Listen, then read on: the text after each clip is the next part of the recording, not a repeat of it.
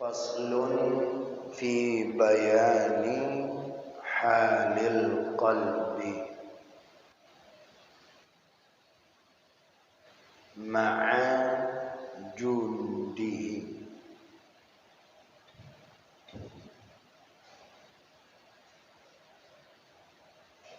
Faslun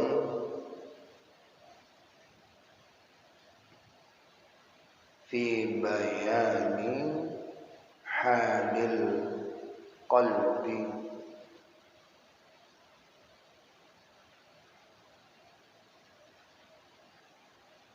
ma'a jundihi.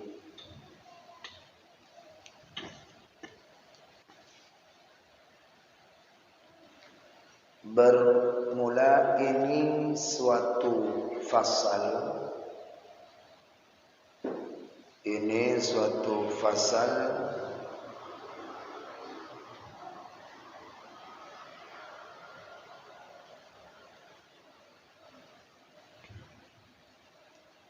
pada menyatakan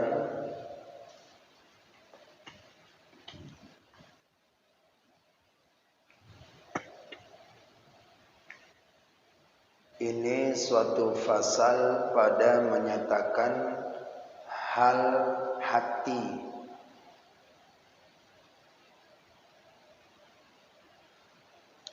Hal hati serta tentaranya hati.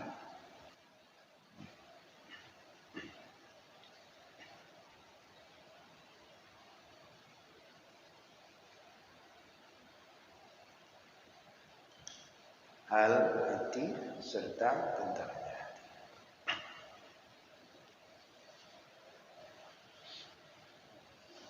Ya.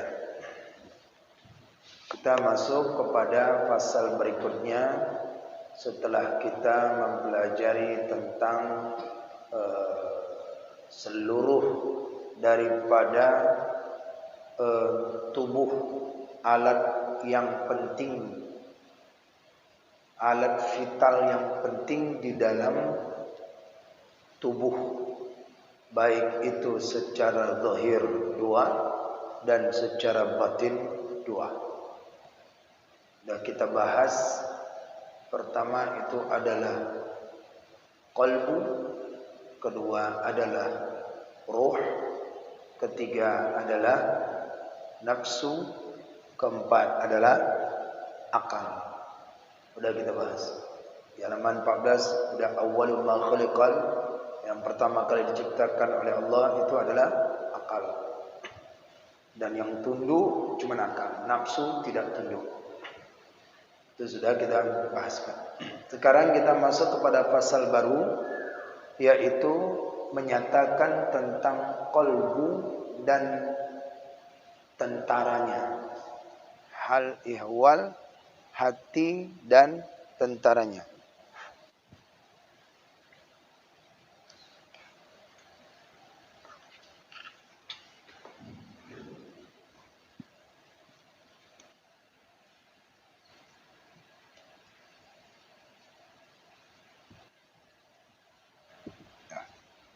Kita akan berbicara yaitu tentang keadaan qalbu itu. Qalbu itu kita bicara tentang hati.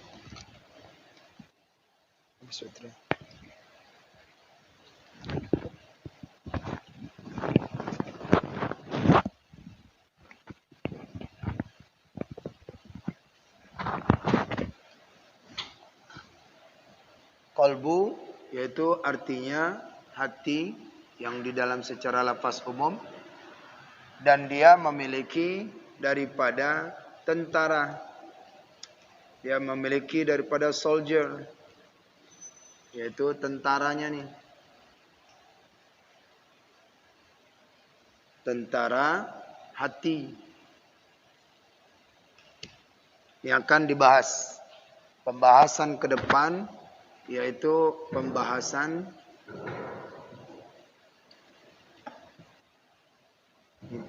kali ini ya, Pembahasan kali ini yaitu berbicara tentang qalbu.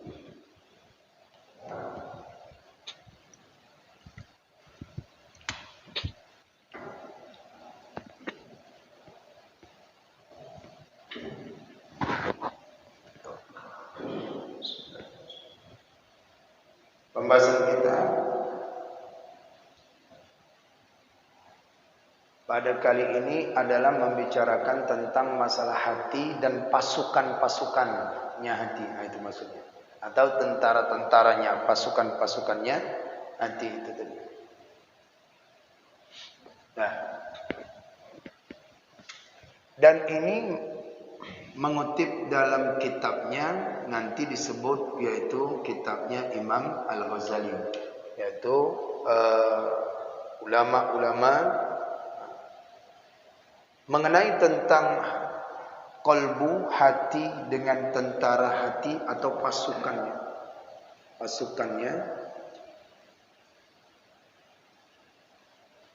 Ini pasukannya. Ada tersebut ya, pasukannya ini. Pasukannya ada terkutip dalam Al-Quran. Ini merujuk ulama Syekh Abdul Samad Al-Falambani, merujuk kepada Imam Al-Ghazali. Imam Al-Ghazali mengungkapkan dalam kitab beliau Ihya Ulumuddin, mengambil rujukan dalam kitab dalam Al-Quran, yaitu di Quran surat Al-Mudaththir ayat 13. Wa ma ya'lamu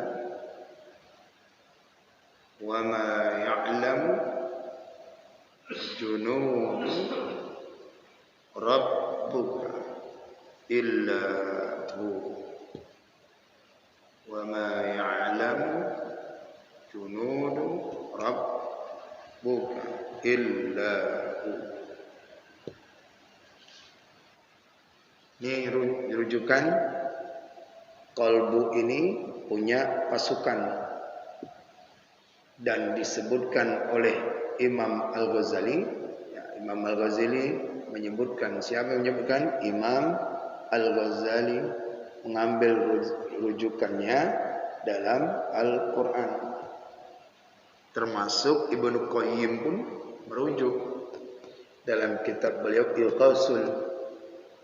Wa ma ya'lamu, dan tiadalah yang mengetahui tentara-tentara Tuhanmu itu melainkan Dia. Dianya siapa? Dianya Allah. Berarti kan banyak jumlahnya. Tidak ada yang bisa mengetahui jumlah pasukan-pasukan hati itu. Wa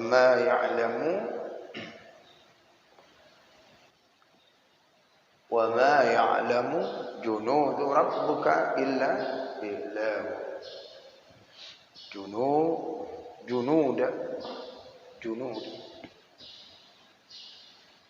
Dan tiadalah yang mengetahui akan tentara-tentara, maf'ul dia jamak. Dia jamak, dan tiada yang mengetahui akan tentara itu melainkan Allah sendirilah yang tahu akan pasukannya. Nah, inilah dia ya. Jadi rujuk referensinya.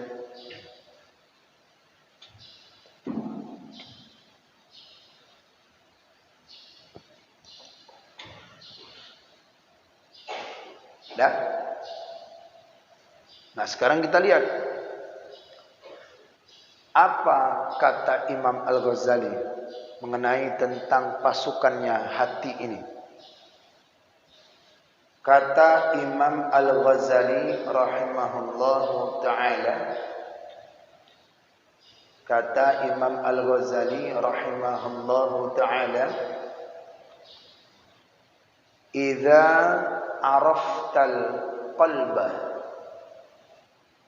idza araftal qalba fanahnu nubayyinu laka junudahu wa lahu jundani.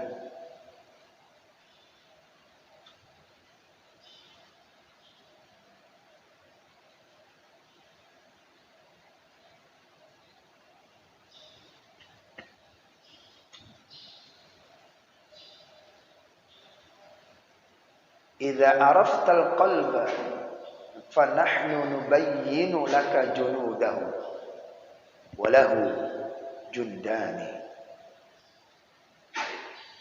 Jundun yushahidul bil bashar,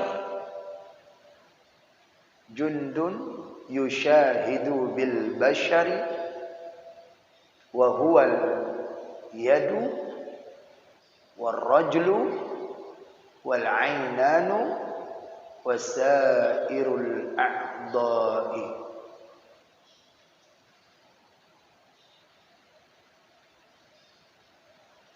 Wa jundun yushahidu bil basirati wa hiya as-sifatu ala ma sayati dzakaraha. As-sifatu ma yati dzakara.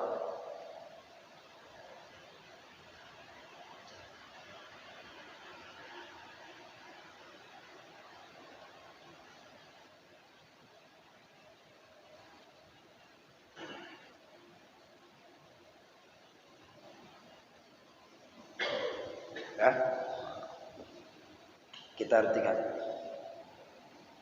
Artinya apabila engkau ketahui hakikat, artinya apabila engkau ketahui hakikat hati, bahwasannya adalah tersebut, bahwasannya adalah tersebut dahulu itu, bahwa dimisalkan, dicontohkan, diumpamakan oleh ulama ahlus sufi. Para ulama-ulama ahlus sufi mengumpamakan. Apa diumpamakannya? Akan hati itu seperti king, raja. Dan anggota yang lain daripada hati itu seperti tentaranya. Maka sekarang lagi akan kami nyatakan tentaranya itu. Sekarang kami akan jelaskan, ya, kata pengarang kitab Imam Al-Ghazali. Kami akan jelaskan pasukannya saja. Kalau hati sudah. Halaman berapa itu? Halaman 5. Sekarang kami hendak mengungkapkan, menjelaskan tentang pasukannya, tentaranya. Dan adalah bagi hati itu dua tentara.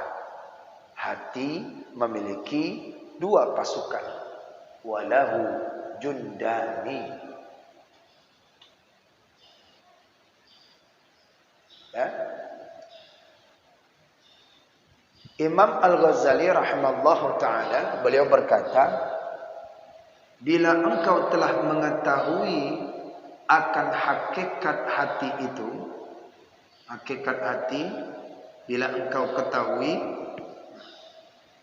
hakikat hati, bila sudah diketahui, kan masalah kolbu kemarin ini kan sudah kita pelajari di halaman 5 itu. Kalau sudah kita ketahui, maka kita yaitu mengetahui kemudiannya apa dia? Tentaranya hati. Ini sudah.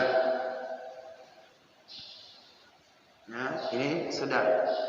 Maka yaitu kami akan menyatakan, menjelaskan, kata Imam Al-Ghazali, tentang pasukannya saja.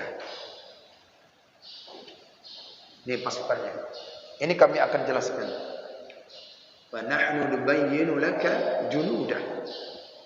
Kami akan jelaskan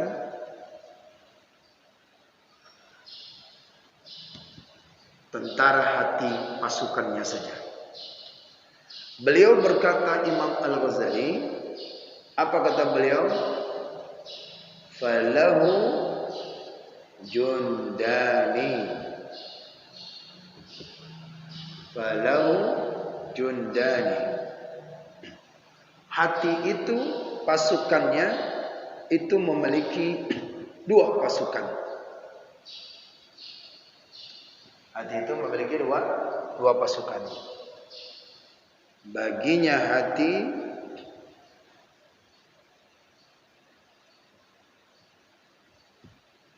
dua pasukan, dua tentara, dibagi. Dalam satu tentaranya ini akan disebutkan, dan bagian yang kedua akan disebutkan. Apa dia? Yang pertama dulu kita baca. Pertama, tentara yang dapat dilihat. Pertama, tentara yang dapat dilihat dengan mata kepala dan telinga dan perut dan faraj atau kemaluan dan barang sebagainya, seperti yang lagi akan datang, karena segala maksiat yang zahir dan taat yang zahir itu jadi keduanya itu daripada segala anggota yang zahir ini.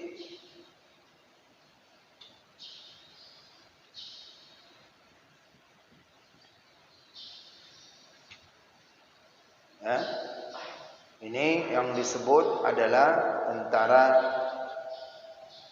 yang dapat dilihat. Kolbu ini ibaratkan daripada raja. Yang berkata ini siapa?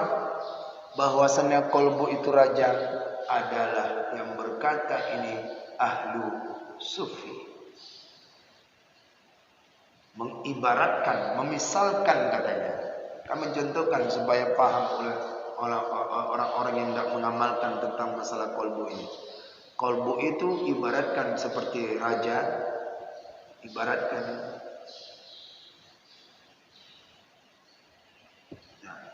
seperti raja. Dan raja ini dia memiliki pasukan.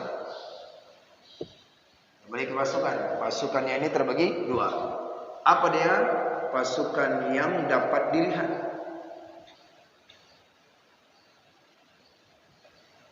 Yang dapat dilihat. Contoh yaitu mata, tangan, kaki, perut, kemaluan. Nah, ini pasukan yang dapat dilihat. Karena pasukan-pasukan yang dapat dilihat ini mata, tangan akan berbuat, ya, bisa dia berbuat taat, bisa dia juga berbuat maksiat. Maksiat, bisa dia berbuat taat, bisa berbuat maksiat.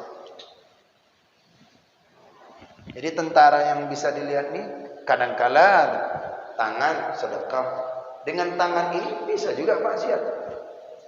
Mulut anggotanya tentara pasukan yaitu kolbu ini, dia juga bisa berbuat taat, bisa juga berbuat maksiat. Ini pasukan yang dapat dilihat.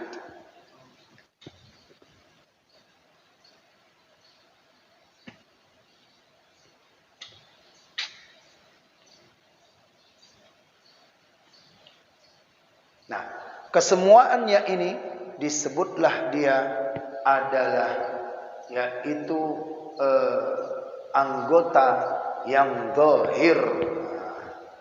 Coba ya.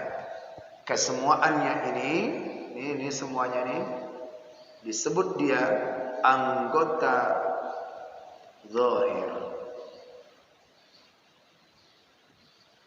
Anggota zahir. Semua yang nampak. Sebutkan aja semua ini. Ini cuma beberapa saja, nanti akan kita sebutkan. Nah, ini contoh anggota tubuh yang lihat: mata, telinga, hidung, mulut, kepala, kaki, perut dan sebagainya. Itu pasukan yang dapat dilihat. Maka disebut dengan anggota zahir.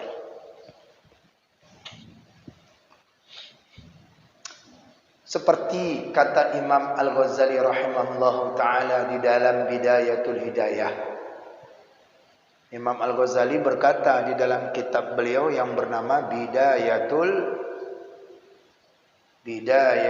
Hidayah. Kitab yang tipis, ya, Bidayatul Hidayah. Ini sudah ada terjemahannya. Baca, warna putih, banyak juga covernya. Arabnya ada, Melayunya ada, bahasa Indonesianya juga ada. Bila ingin memperbaiki hati dan mengenal hati atau pasukannya hati, silakan merujuk kembali.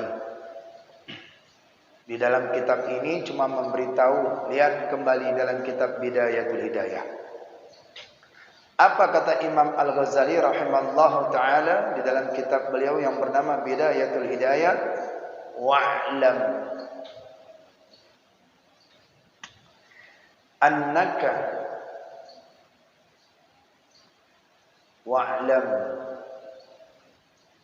annaka innama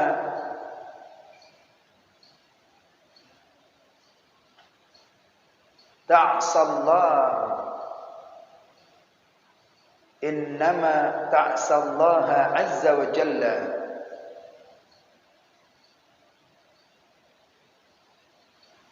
bijawarihika wa hiya ni'matun min Allah ta'ala.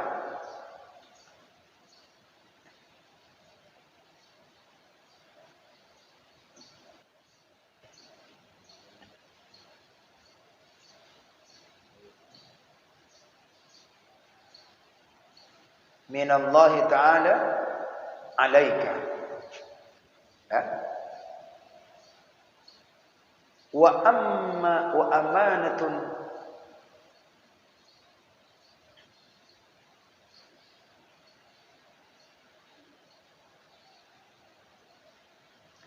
amanatun ladaika fasta'anatuka biha ala ma'siyatin ghayatul kufrani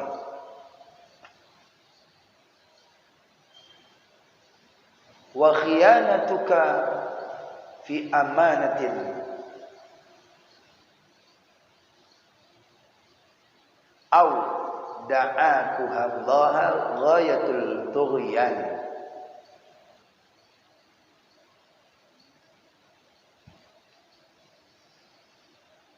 Wa khiyanatuka fi amanatin au da'akaha Allah ghayatut tughyani fa'adha'uka ri'ayaka fanzur kaifa tara'aha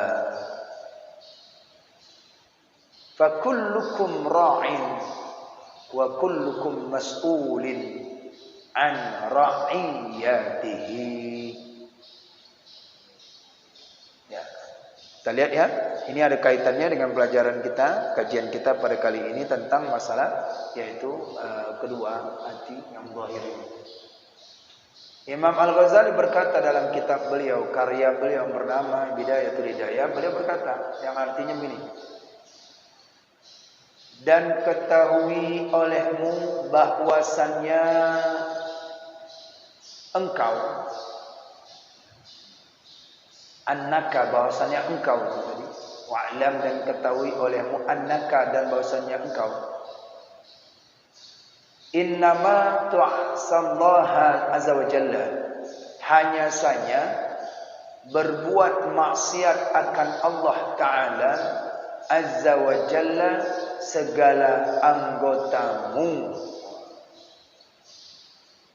Anggota-anggota itu berbuat maksiat kepada Allah.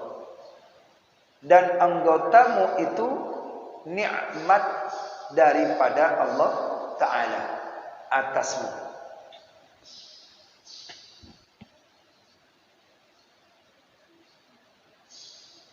Dan lagi anggotamu itu petaruhan Allah Ta'ala. Maksud pertaruhan di sini amanah, titipan. Maksud daripada pertaruhan itu disebut titipan. Maka jika engkau berbuat maksiat dengan sesuatu daripada anggotamu itu, titipan itu, maka seolah-olah engkau minta tolong dengan Allah Ta'ala atas berbuat maksiat.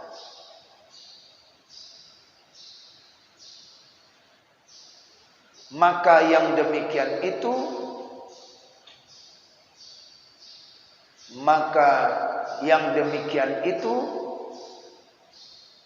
sehingga kufur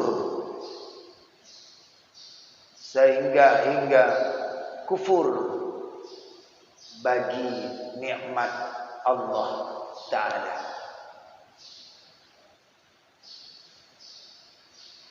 Yakni artinya apa nih? Yakni mensia-siakan yang dijadikan Allah Ta'ala dengan dia. Karena segala anggotamu itu dijadikan akan dia.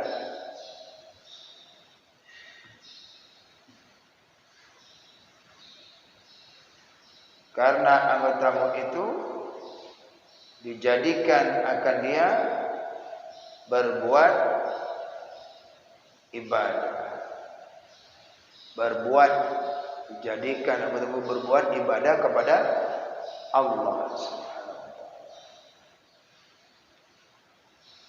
Maka tatkala engkau berbuat maksiat dengan dia,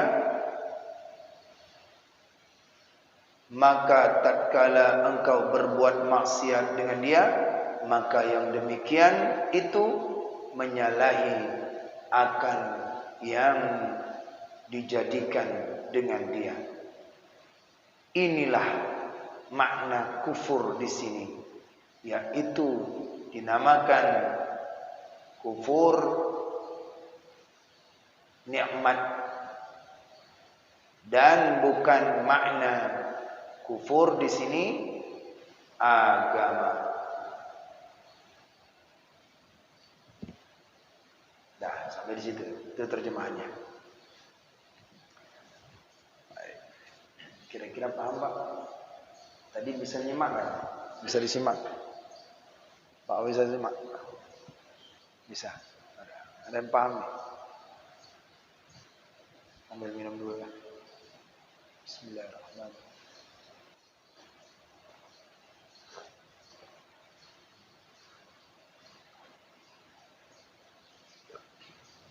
Gus, paham Gus? Nampak tercantol? Apa yang tak tahu? Hah? komplit. Yang ibarat dalam kitab ini paham tidak? Belum paham. Tadi menceritakan tentang apa? Qalbu, hati. Ya. Apa dia? Pak Dito? Kesimpulannya apa? Kesimpulannya? Terjemahannya panjang. Teks Arabnya cuma sedikit. Terakhirnya apa? Apa yang dapat?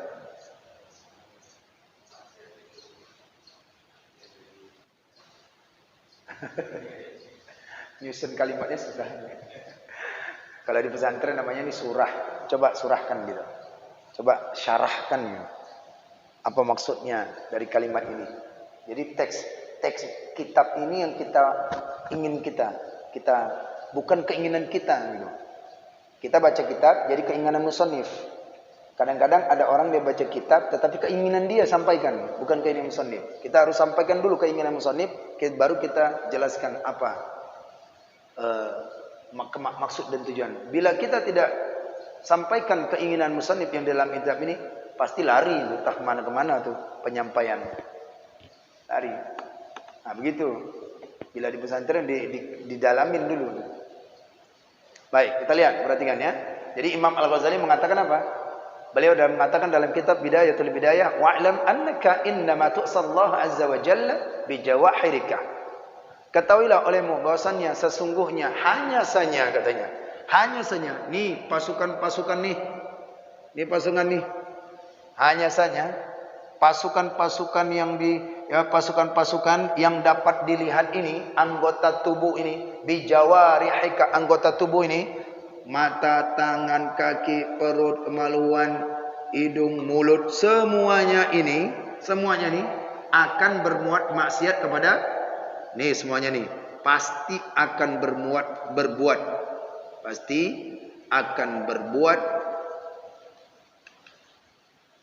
maksiat. Apa arti maksiat? Durha kepada Allah. Mata kita bawah, telinga kita nih, itu di sini aja dengarkan ini. Tiba pulang nggak tahu lagi dengar kemana nih. Mata kita sini aja kita lihat kitab yang baik-baik. Tiba pulang lihat lain lagi.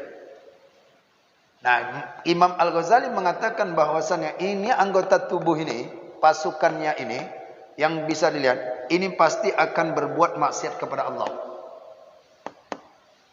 Berbuat pada maksiat kepada Allah. Alaika, yaitu atas kepadamu. Ada disebutnya lafaznya itu disebutkan adalah yaitu bijawahirika, berbuat maksiat. Dan daripada ini dan daripada anggota pasukan ini pasukan semua, ini merupakan daripada nikmat Allah. Dapat ya? Mata, pasukan, kolbu. Ini nikmat Allah. Allah berikan kepada seseorang itu adalah yaitu nikmat. Nikmat mata, nikmat tangan, nikmat kaki, nikmat perut, nikmat kemaluan, nikmat jalan dan sebagainya. Itu semua disebut dengan nikmat. Nah, nikmat ini, nikmat yang jebakan dia ni, maka yaitu amanah. Amanah dari Allah. Titipan, petaruhan katanya. Ya, petaruhan kan? Ini titipan. Nah, kalau misalkannya itu nikmat yang berikan ini anggota tubuh yang tadi disebut berbuat maksiat kepada Allah, maka berarti dia itu telah durhaka kepada Allah. Artinya apa? Dia telah menyia-nyiakan amanah. Dia telah menyia-nyiakan amanah. Mata diberikan oleh Allah, dititipkan, tapi dia tidak sempat baca Al-Quran. Dia tidak sempat yaitu melihat sujud, tidak sempat melihat yang baik. Maka nikmat ini, amanah Allah disia-siakan. Berarti dia disebut dengan kufur. Kalau nikmat Allah dia sia-siakan ini, maka dia disebut dengan kufur. Kufur ini terbagi dua. Ini adalah disebut kufur nikmat, yang disebut dengan kufur i'tikad. Persoalannya di mana nih? Berarti bila ada orang, Pak, diberikan oleh Allah kaki nih misalkan, diberi oleh Allah itu kaki, kan nikmat itu diberikan oleh Allah, tapi tidak digunakan dengan kebaikan,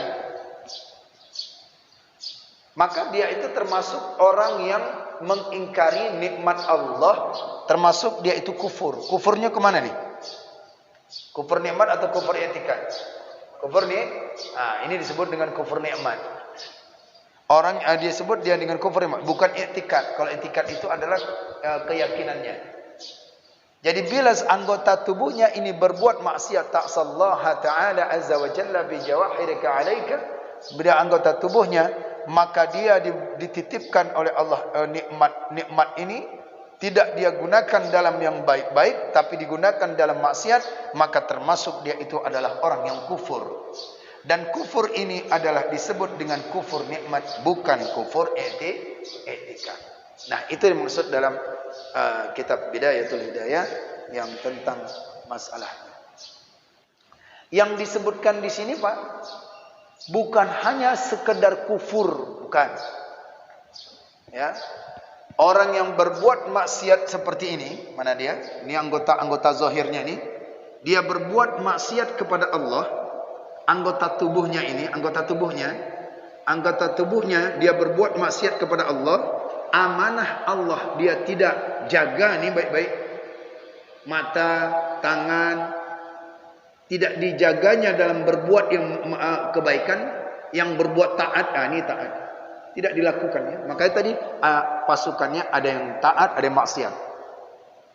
Maka dia tidak menjalankan jalan apa yang diperintahkan oleh Allah, tidak mensyukuri nikmat Allah, maka dia termasuk ghayatul kufran. Ya, dia termasuk ghayatul kufran.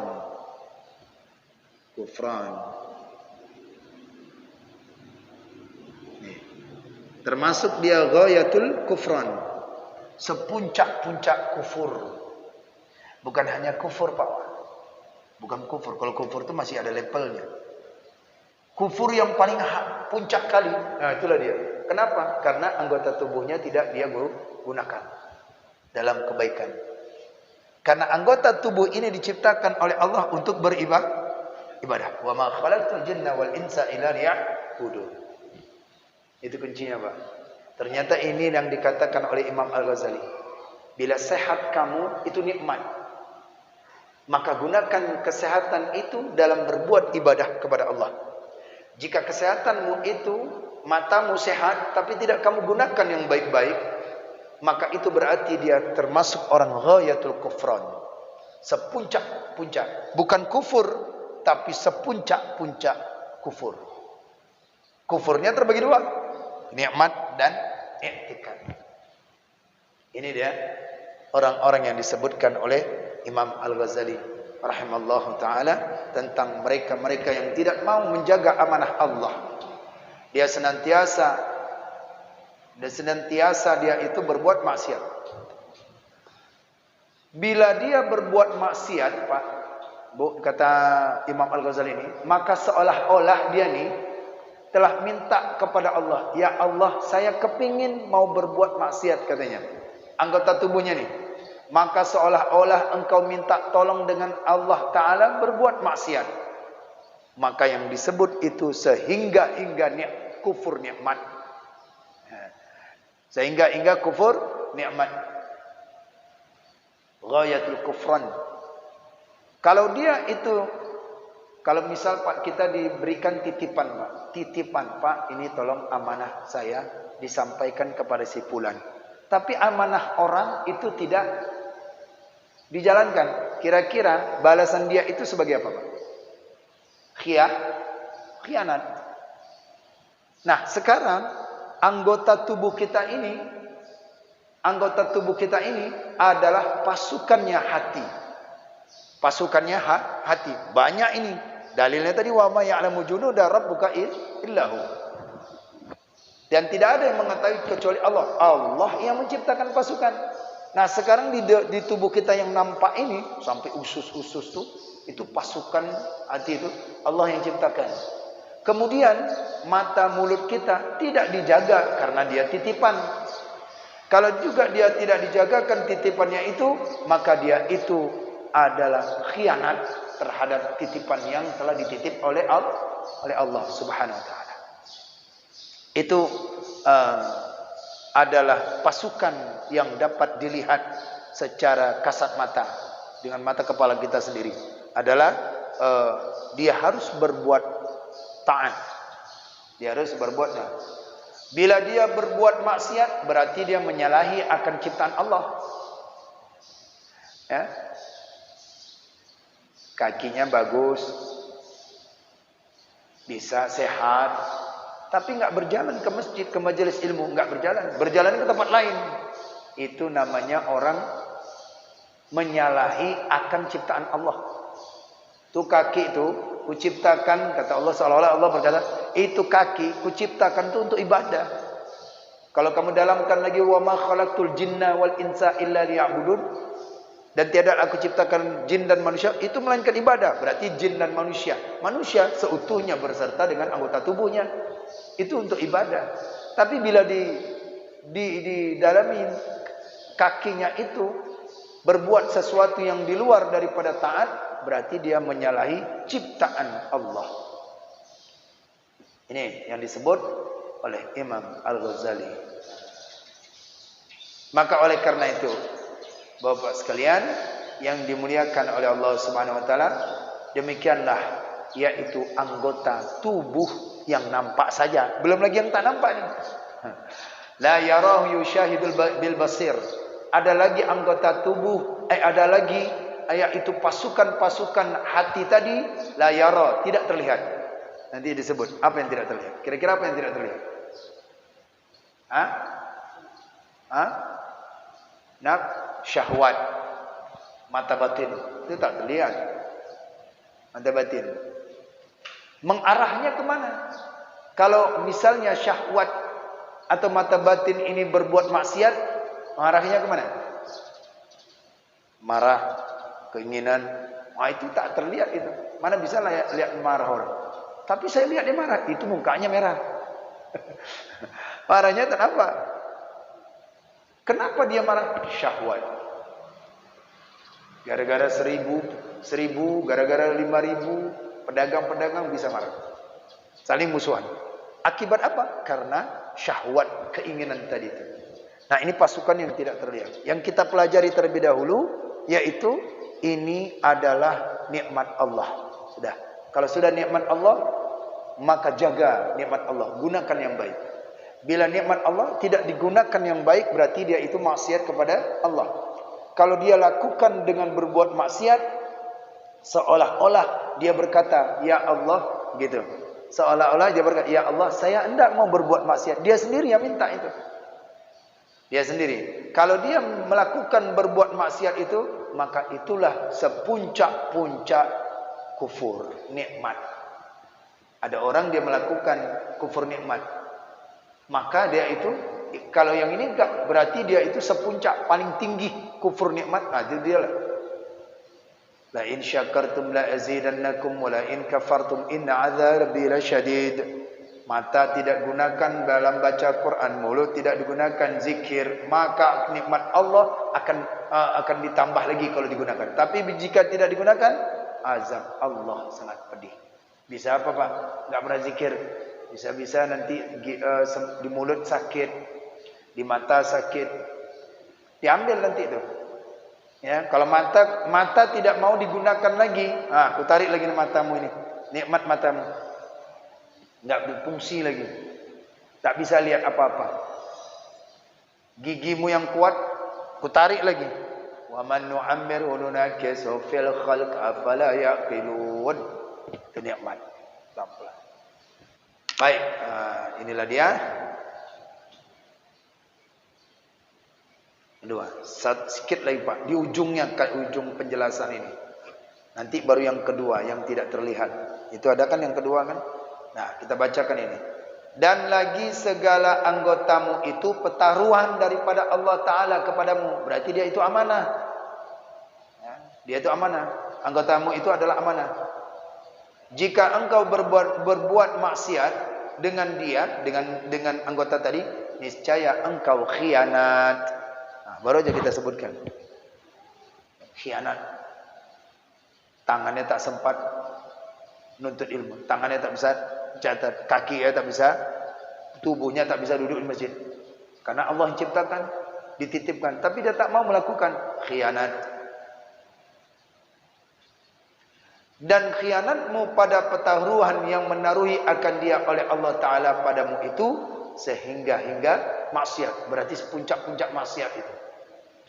Kalau dia tidak menggunakan daripada nikmat itu. Bukan hanya sepuncak-puncak maksiat, dia juga disebut sebesar-besar zalim. Zalim. Anggota tubuhnya tidak bisa dilakukan ibadah, maka itu dia orang itu disebut dengan zalim. Bukan zalim, tetapi sepuncak sebesar-besar zalim. Maka segala anggotamu itu seperti rakyatmu. Pengembalanmu. Ini anggota tubuh kita ini seperti rakyat. Dan seperti tentara. Maka tilik olehmu. Coba kamu perhatikan betapa engkau memelihara akan dia.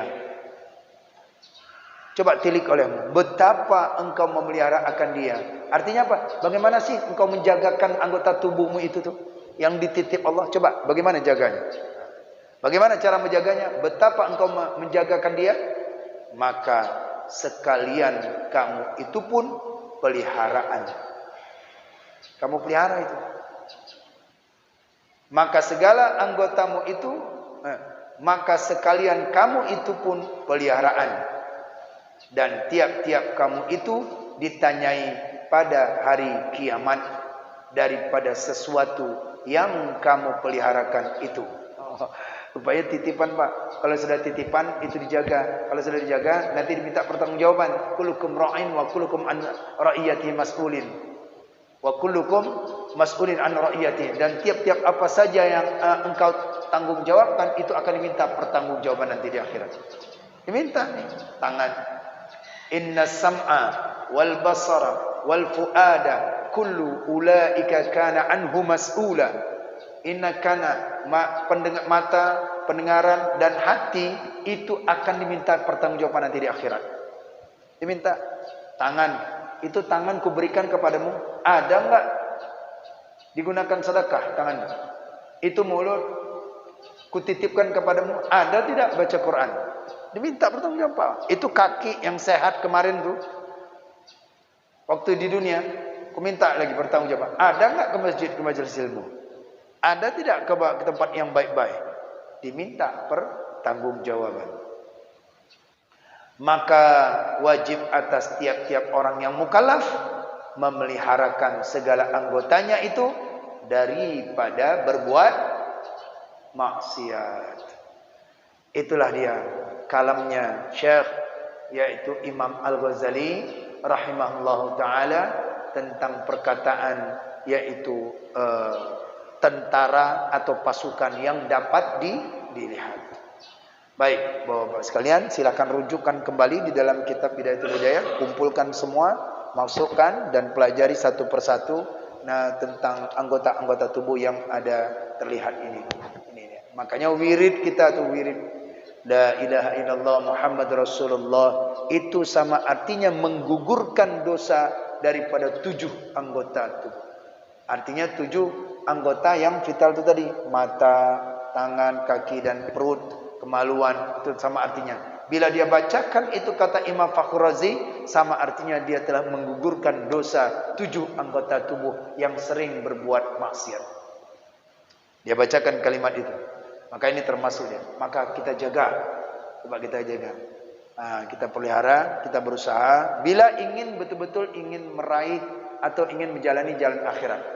Menuju jalan akhirat, menuju rohani kita kepada Allah, maka anggota tubuh kita dijaga supaya tidak berbuat maksiat. Kalau berbuat maksiat berarti dia kufur nikmat. Kalau bukan kufur nikmat itu apa? Setinggi-tinggi karena dia tidak amanah terhadap titipan Allah Subhanahu wa taala. Yang diciptakan itu untuk beribadah kepada Allah. Baik, Bapak-bapak sekalian yang dimuliakan oleh Allah Subhanahu wa taala, itulah dia catatannya dan referensinya, dan kemudian dimusyawarahkan lagi, muzakarahkan lagi, diulang-ulang supaya bisa masuk ke dalam hati kita, siapa diri kita, apa saja tentara kita. Itu yang bisa lihat, belum lagi dalam perut nih. Ya, khusus, belum lagi itu pasukannya aja ada raja. Makanya nanti Pak, ke depan kenapa Imam Al-Ghazali ini membicarakan tentang kolbu sebagai raja, kemudian anggota tubuh sebagai pasukan tentaranya. Nanti bila hati sudah keras, maka anggota tubuh akan keras. Itu nanti akan disebutkan nanti. Menjaga iman di dalam hati ini adalah ini penting. Kalau iman di dalam hati itu sudah terjaga, ini tangan bergerak cepat beribadah. Kenapa? Hei tangan, sedekah kamu. Hei kaki, pergi ke masjid. Hei kaki, pergi majelis ilmu. Mengapa dia pergi? Karena hatinya sudah dijaga. Rajanya sudah dijaga. Rajanya sudah dipupuk. Nanti insya Allah kita akan berikan, nanti kita sampaikan bagaimana cara memupuk raja itu. Artinya bagaimana cara memupuk kolbunya itu. Hatinya itu. Supaya dia tidak jatuh ke dalam kenistaan. Nah, inilah dia nanti ke depan pembicaraannya. Harus kita pelajari terbaik, yaitu pasukan-pasukan yang terlihat dulu. Nanti baru yang tidak terlihatnya insya Allah. Baik, itu aja ya. Wallahu a'lam bishawab. Mudah-mudahan ada manfaatnya dan kita berusahalah terus zahir anggota tubuh kita ini selalu beramal dan berbuat taat. Kita hindarkan berbuat maksiat itu tadi insyaallah. Wallahu a'lam bishawab.